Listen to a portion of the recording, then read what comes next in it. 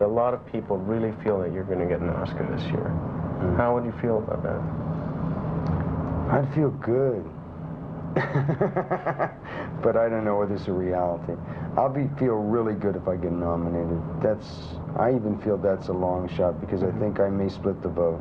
Many moviegoers may be surprised to learn that Dennis Hopper has been nominated for an Oscar, but not for his terrifying performance as the deeply disturbed and kinky hoodlum lover named Frank in Blue Velvet. Let's go. Get your robe. Raymond! Come on, we're gonna go for a joyride. I've seen women really stand and shake. I mean, just terrifying. Just really terrifying. I did Blue Velvet, and then one day later I did Hoosiers. But Blue Velvet came out first, and people come up and they have a guy standing between them, or they're behind somebody and say, "I really love you in that movie," you know? They're like this. And this one they say, because not too many people can say Hoosiers, they say again that movie, but this is, you know, like they want to hold you and say, "I really love you in that movie." In Hoosiers, Hopper plays Norman Dale, an alcoholic who is given a chance to redeem himself by helping to coach a small-town high school basketball team. He's a lot friendlier than Frank from Blue Velvet, but no less intense. Hopper is now in a position of greater freedom than ever before. He's currently directing Sean Penn in a new film called Colors, and he's got more work than he can handle.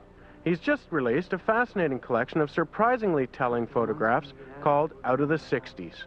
I took photographs from 1961, 1967, and then I stopped taking photographs in 1967, and I just put out a book called Out of the 60s, which compiles most of the artists of the time.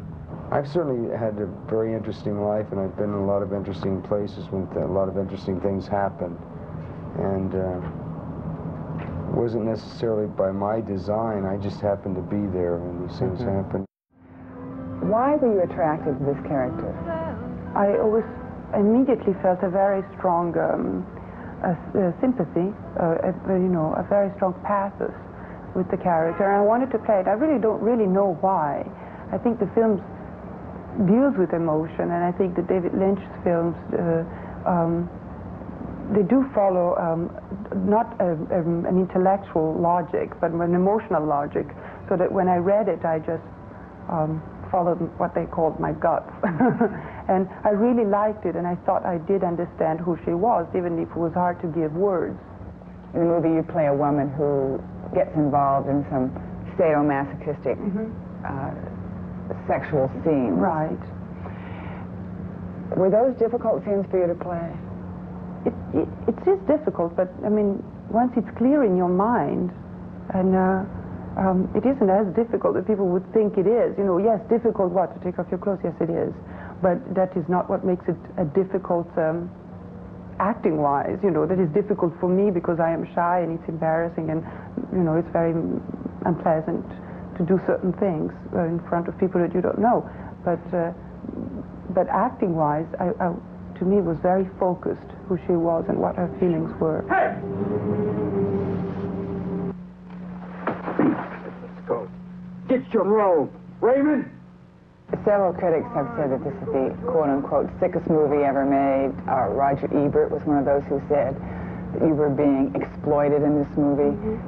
How does that stuff grab you?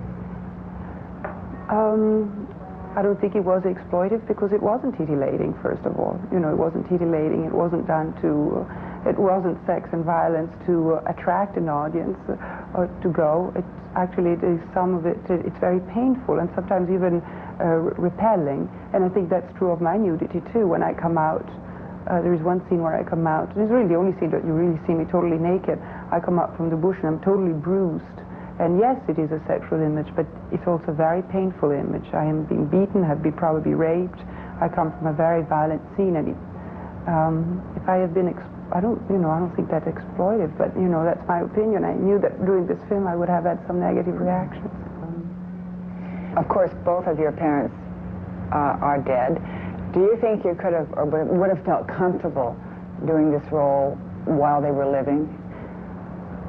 You know, my father died 10 years ago. My mother died 4.5 years ago. It's very hard to assume, and I don't think I would want to put words and feelings because it's hard enough that they're dead and I have to face that fact, and now to, revive them and say, they would feel that, or would they feel, or how should I bring up my daughter, and would mother be, agree with this and that. You can't do that. You just have to face the fact that you are an orphan and you're on your own. You look, I'm not telling you anything new, you look remarkably like your mother.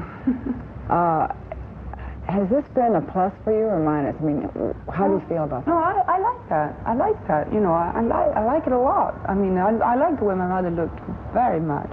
I never really thought that I looked like her so much, as people said. And she didn't feel the same. We looked at each other, in the mirror.